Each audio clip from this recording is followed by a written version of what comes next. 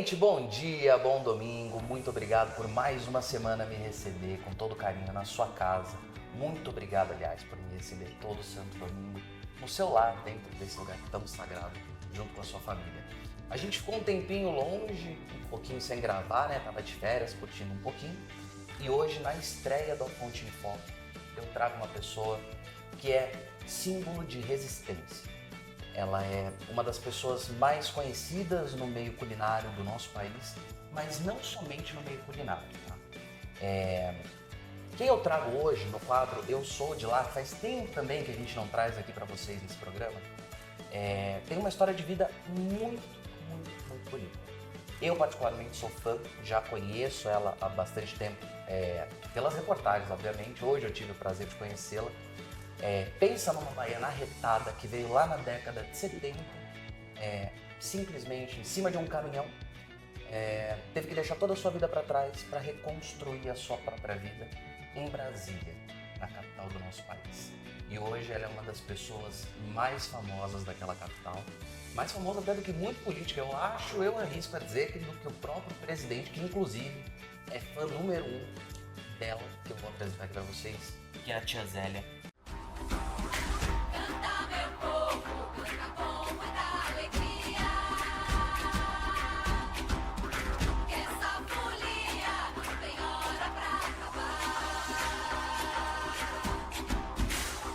Agora conta pra mim, como é que foi pra senhora sair da Bahia, como que a senhora foi parar em Brasília, aliás? Minha parada em Brasília foi um pouco difícil, que não foi fácil, mas fui casada, era casada nessa época, né? E o pai dos meninos estava trabalhando aqui na construção e eu estava lá no Nordeste sofrendo muito, muita necessidade. Muita seca, que nessa época era muito difícil, chuva. E ele estava aqui e era muito difícil chegar dinheiro lá. Que nessa época, tudo que chegava lá era através de telegrama. Telegrama. Era 3, 4 meses para se receber um telegrama, né? Para responder aqui em Brasília nem se fala. Ainda era pior do que lá, porque lá o pessoal conhecia a gente. E aqui em Brasília não conhecia. E saiu daqui um caminhão que foi buscar uns operários. E eu falei para minha mãe, mãe, eu vou me embora atrás do pai dos meus filhos. Ela disse, minha filha, não vai não, que você vai sofrer. Eu digo, não, mãe, eu não vou sofrer. Eu tenho certeza que eu não vou sofrer. E se sofrer também, se eu sofrer lá, eu também estou sofrendo aqui. Então vai ser elas por ela. Aí eu já tinha 3 filhos, com 18 anos eu era mãe de 3 filhos. Tinha 2 mulheres e um homem. O homem tinha 9 meses. Aí o homem mamava no peito, a menina mais velha tinha problema de saúde. Aí eu trouxe o menino que mamava no peito e a que tinha problema de saúde. E era que era saudável, eu deixei com a minha mãe. E cheguei aqui em Brasília, fui direto para Vila Planalto. E aí eu fui morar dentro de uma cantina. E isso foi na época da ditadura? Foi na época da ditadura. Ainda peguei uma pontinha da ditadura, né? Que essa é uma coisa assim muito delicada para a gente falar, e a gente não, é uma coisa que a gente não deve nem falar, porque é coisa assim muito delicada, muito, não. E aí eu cheguei, aí eu avisei o pai dos meus filhos, que a dona Maria mandou avisar que eu tinha chegado, mas ele só saía da cantina do alojamento de 3 em 3 meses. Aí eu cheguei, quando eu fui encontrar com ele, tinha 3 meses que eu tinha chegado. Aí ele disse, mulher, você é doida, você. Eu digo, olha, meu irmão, cala a boca, pelo amor de Deus, você não sabe o que eu passei. E aí eu fiquei trabalhando na cantina. Aprendi a trabalhar com a dona Maria e a cantina terminou. E a dona Maria me deu um cantinho lá, porque você não podia bater um prego, que no outro dia a fiscalização estava lá, né? Quando terminou, tinha 2 fiscais, um chamava Ferrete e outro Vicente. Disse, dona Maria, eu vou dar um lugar para essa mulher, que ela é muito trabalhadeira. Aí terminou a construção, ele me deu um lugarzinho, me deu os madeiritos, eu fiz um barraquinho, passei para dentro com meus filhos. Aí, como até terminada a construção, eu não podia ficar parada em casa, e eu fui lavar roupa para os outros. E na primeira trouxa de roupa que eu lavei, a mulher gostou demais. Ela perguntou, você não quer trabalhar comigo? Eu digo, meus filhos, porque não tinha creche, não tinha escola, não tinha nada. Ela chamava Virgínia. Zélia, os meninos já almoçou? Eu digo, não, senhora. Mas por que, Zélia? Aí ela via os meninos sentados no chão, ela levantava os meninos e botava para sentar na mesa. Eu digo, meu Deus, essa mulher vai tirar minha autoridade. E aí a senhora já cozinhava? Aí eu já cozinhava, aí eu já sabia cozinhar. Mas cozinhar assim, aquela comida de rotina, que era comida para operário. Mas mesmo que era para operário, eu caprichava, né?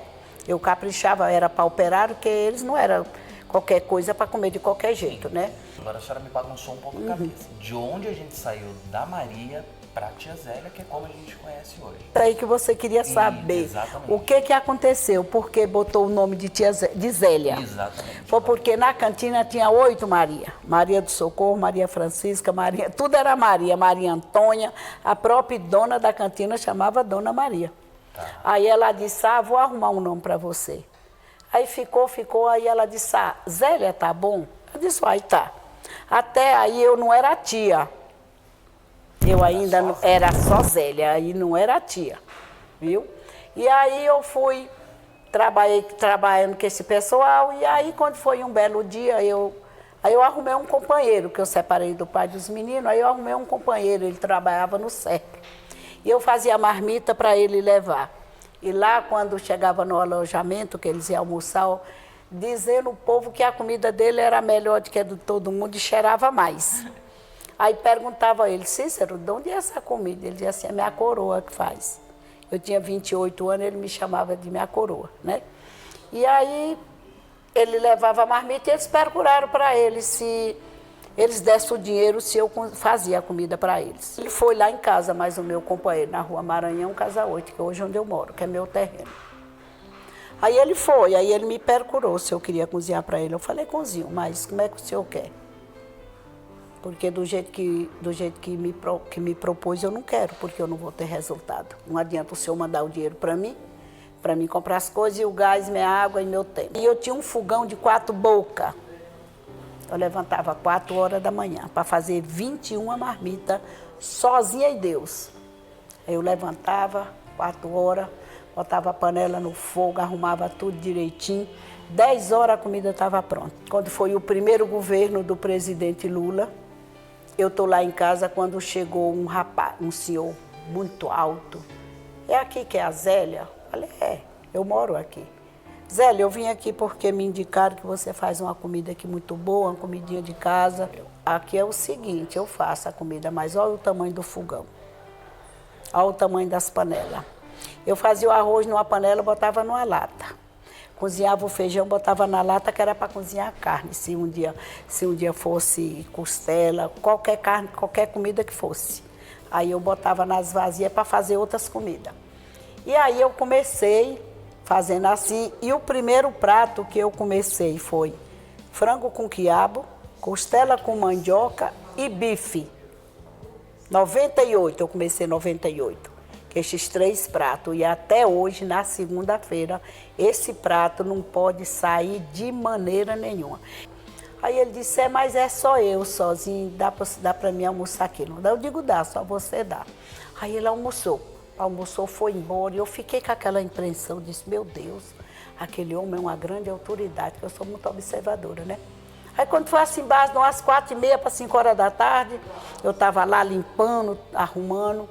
Aí ele chegou ele um carro pequeno preto atrás. Aí chegou uma Kombi azul, aquelas que puxa a porta. Sim.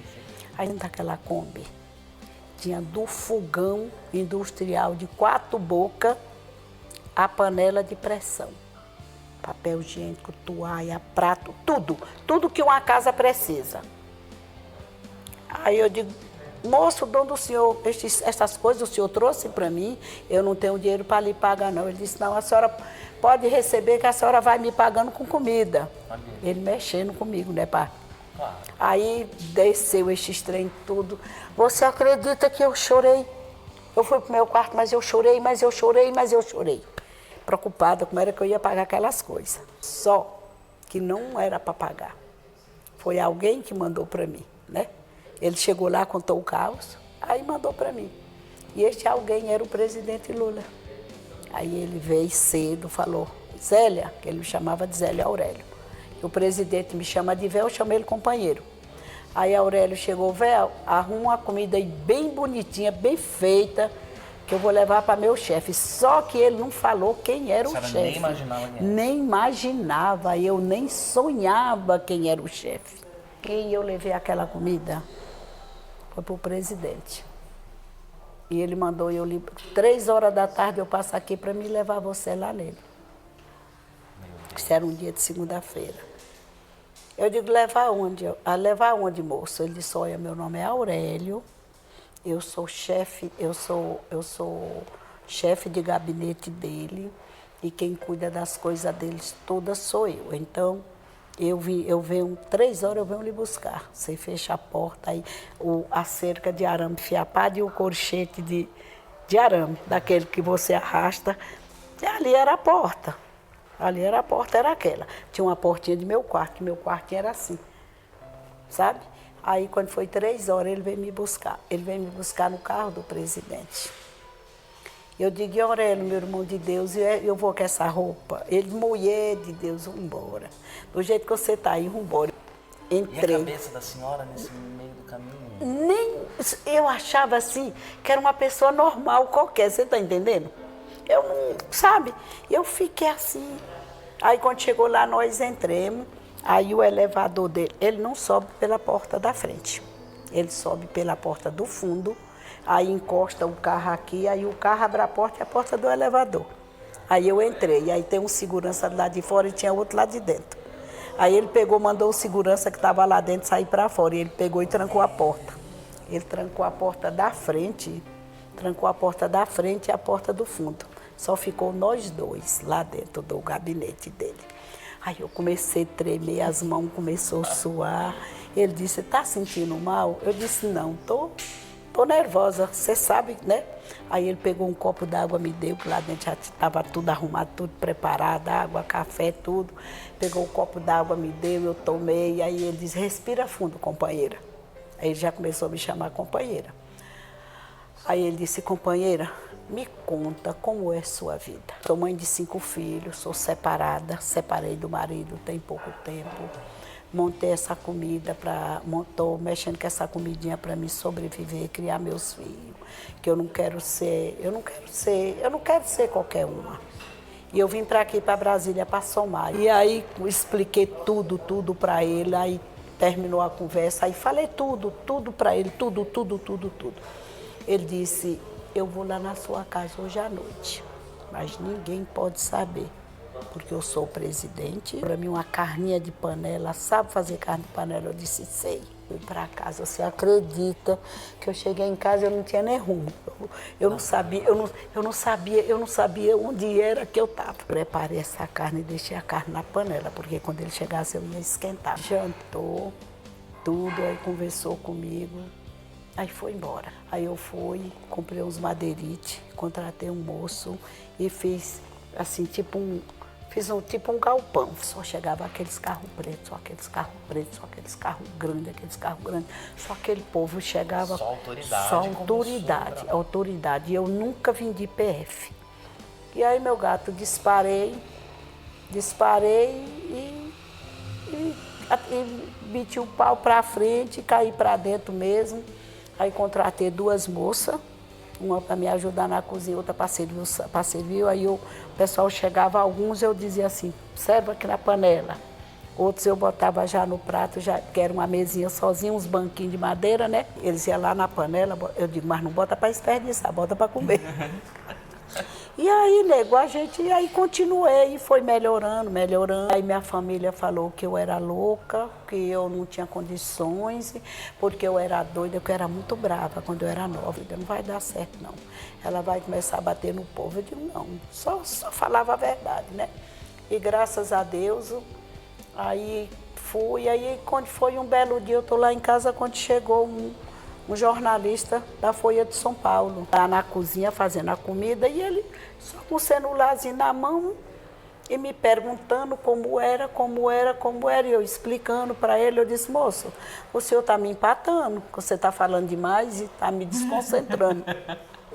Só que eu não sabia quem era ele. Ah, mas se soubesse também, a senhora eu também sabia, eu tinha falava da mesma coisa, né? Foi na quinta-feira eu estava lá na página do Correio Brasiliense, na Folha de São Paulo. Foi o primeiro jornal que eu saí, foi na Folha de São Paulo. Te digo que tinha dia que eu pensava que eu não ia trabalhar, que eu não ia dar conta. Só de repórter em cima de mim, em cima de mim. Eu, gente de Deus, eu tenho mais o que fazer. Eu trabalho só, eu tenho o que fazer. Eu preciso cozinhar. E quando foi um belo dia, um senhor abriu um restaurante e virou para mim assim, na cara dura. Eu vinha com a sacola e disse: Zélia, eu estou montando um restaurante para me lhe quebrar. Me lembro como hoje, uma palavra que nunca saiu da minha cabeça. Eu ribei a mão para o céu e disse assim: seja feita a tua vontade, Senhor, não a minha. Você acredita? Eu nunca esqueci disto. E comecei a trabalhar e ele abriu. Aí ele era a segurança da Câmara dos Deputados. Aí sabe qual eram os clientes dele? Eram os próprios amigos da Câmara dos Deputados. Ele aguentou 1 ano e meio para 2 anos. Aí ele quebrou. Ele tinha um mercado, o mercado quebrou, porque ele pegava no mercado para fazer e não vendia, não recebia e não repunha a compra lá de novo. Aí quando ele quebrou, eu estava vindo com 2 sacolas na mão. Ele disse: aqui tem uma cruzada assim e assim. Ele disse: Zélia, eu quero falar com você. Eu digo: pois não, seu Cleto. Ele chama Cleto. Pois não. Ele disse: Zélia, eu fechei meu restaurante, eu tenho muita louça, eu tenho muita mesa, tenho muita toalha, eu queria vender para você. Falei: seu Cleto, deixa eu dizer uma coisa para o senhor. Eu não compro nada de segundo, sabe por quê? Se o senhor quebrou, eu posso quebrar também. Aí eu lembrei ele, né? Quando eu lembrei ele, você acredita, ele engasgou e ele chorou. Ele chorou, ele disse: Zélia, me perdoe.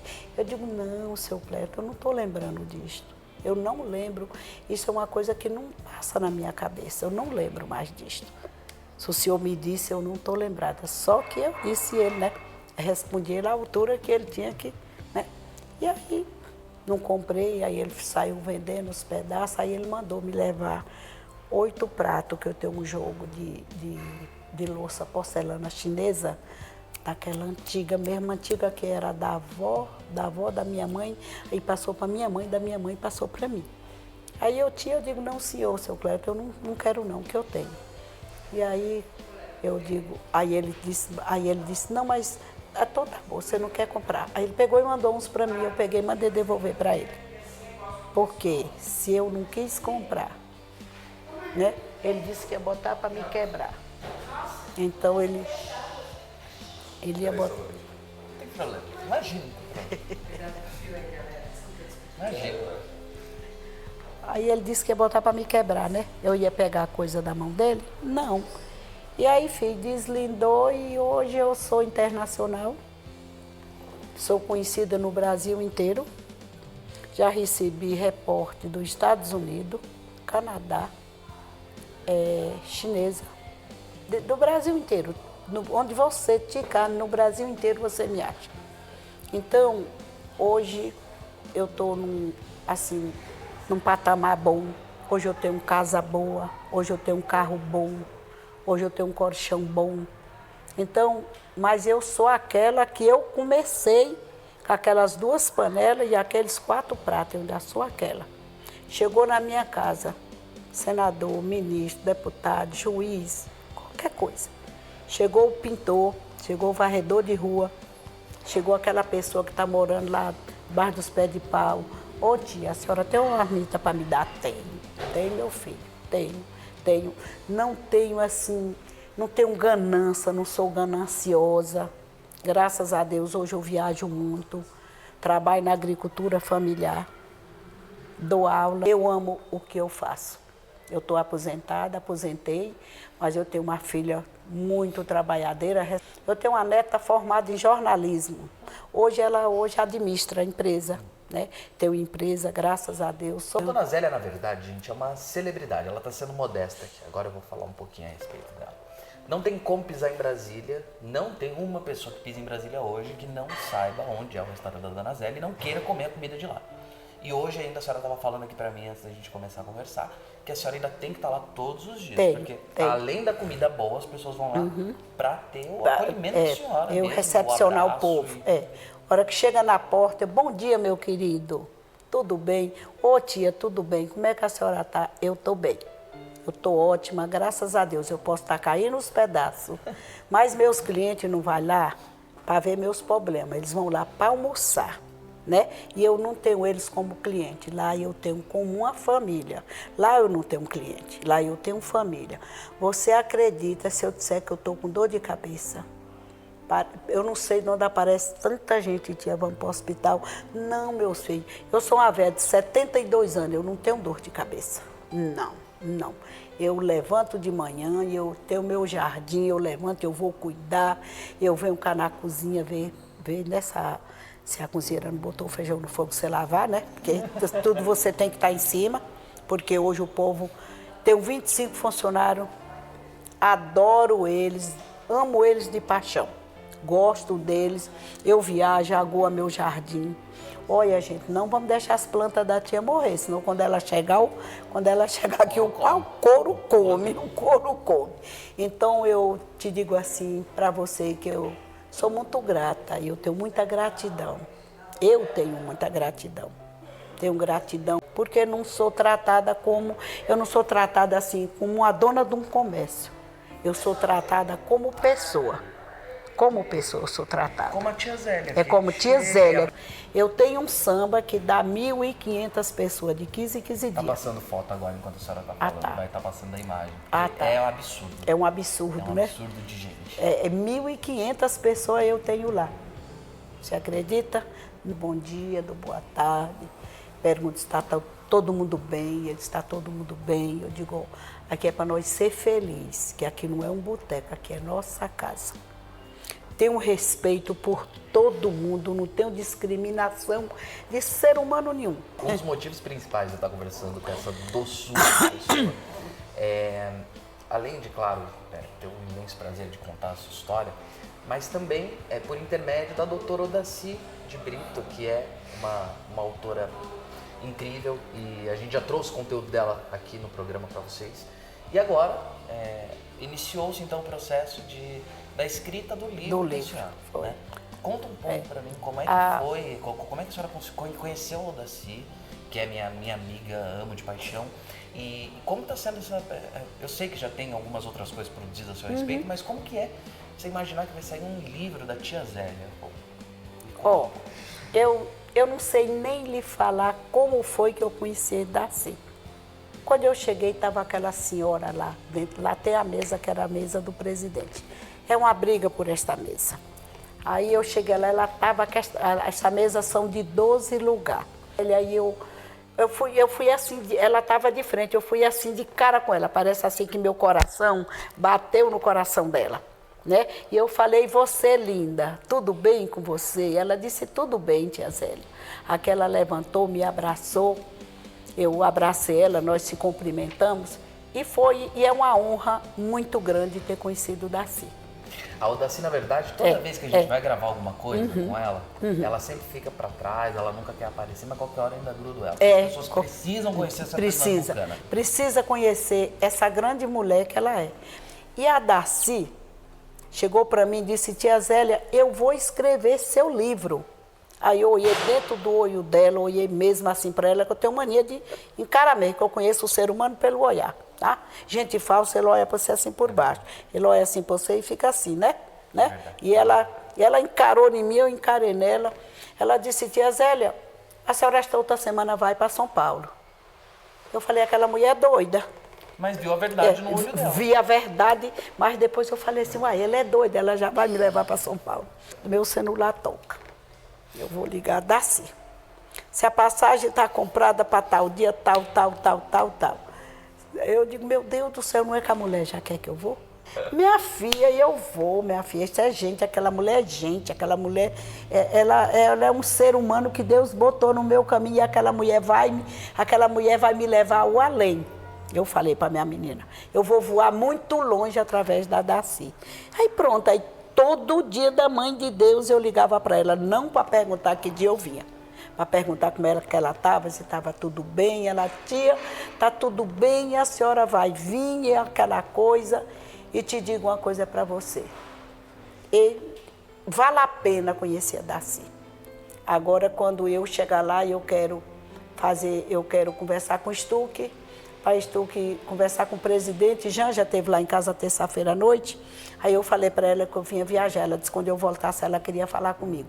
E eu vou falar com o presidente que eu quero levar a Darcy no presidente Lula. Quer dizer, companheiro, essa daqui é minha madrinha, tá?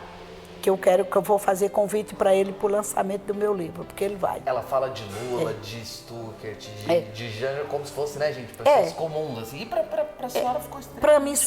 Para mim é normal. Eu conheço o Ricardo Stuckert, eu fiz alguns cursos dele, uma pessoa maravilhosa. Ele é. Uma pessoa incrível. Tá há mais de 20 anos com o presidente, sei lá quantos anos. Nossa, ele foi com o presidente, ele tinha 15 anos, que o fotógrafo do presidente era o pai dele, e o pai dele faleceu e deixou ele no lugar. Era o pai dele, Stuck, Luiz Stuck, parece que chama. Isso eu não né? sabia. Ricardo Stuck. Aí hoje o Stuck é Ricardo Stuck. E eu conheci o presidente Lula quando ele era sindicalista, que ele estava deitado numa calçada aqui em São Paulo, no sindicato, que ele usava a barba branca, grande, uma calça da boca de sino branco e um paletó branco também. Aí eu comecei a seguir a ele. Quando ele foi deputado, o Vicentino, que é aqui do Rio de Janeiro, falou para ele que em Brasília tinha uma mulher que era o sonho da vida dela, era conhecer ele. Ele disse, pode deixar que eu vou conhecer ela. Aí ele foi a político, né? Foi a presidente, perdeu. Mas eu continuei ali seguindo ele, e sou militante de carteirinha. E aí, anos depois, mundo colocou... A primeira eleição dele, eu já fui ser conhecida dele, já abracei ele, já peguei na mão dele. Na eleição agora passada, eu fazia a comida dele todo dia. Então eu fui e avisei para ele, companheiro. A senhora não deixou ele comer? Não deixava de jeito nenhum. Comprei aquelas marmitas de alumínio que enfia assim uma dentro da outra. Tenha cuidado, tenha cautela. Se você for comer algo que alguém te dá, pede alguém para experimentar primeiro. O seu Pereira é segurança dele, de 98. Até hoje está com eles. Terça-feira de noite ele estava lá em casa, foi levar a Janja. Então, eu digo assim para vocês que eu sou uma pessoa simples, filha de lavrador, fui lavradeira também, carreguei água na cabeça, balaio de mandioca, de melancia, de milho, de feijão, de arroz. Mas quero dizer para vocês assim que eu tenho o pé no chão, tenho amor pelas pessoas, amor de verdade e tenho respeito. E foi isso que transformou ela na cozinheira favorita do presidente da República e talvez de tantas outras pessoas.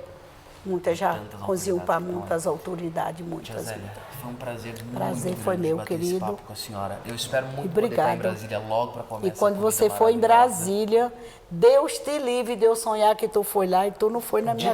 Quando você chegar no aeroporto, se você pegar o táxi e você disser assim, eu quero ir para o restaurante de uma senhora que tem que chama Tia Zélia, todo mundo conhece. E quando entra que não sai, eles falam assim, o senhor vai almoçar?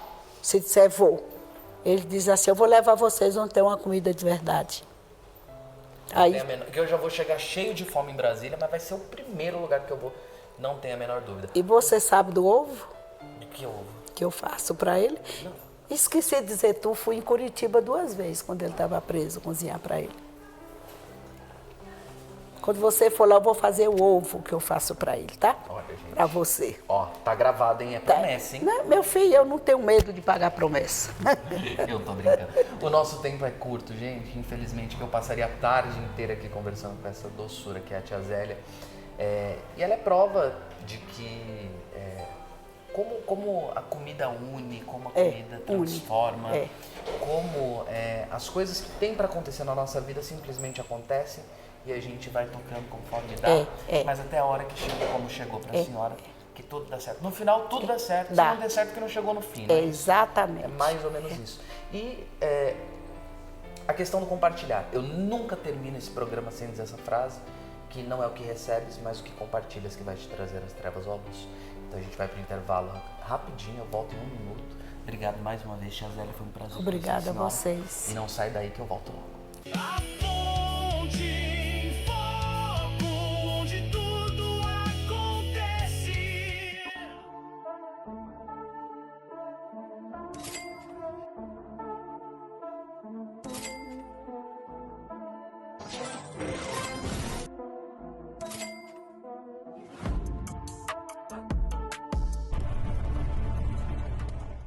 Bem-vindo. Onde o design encontra a inovação.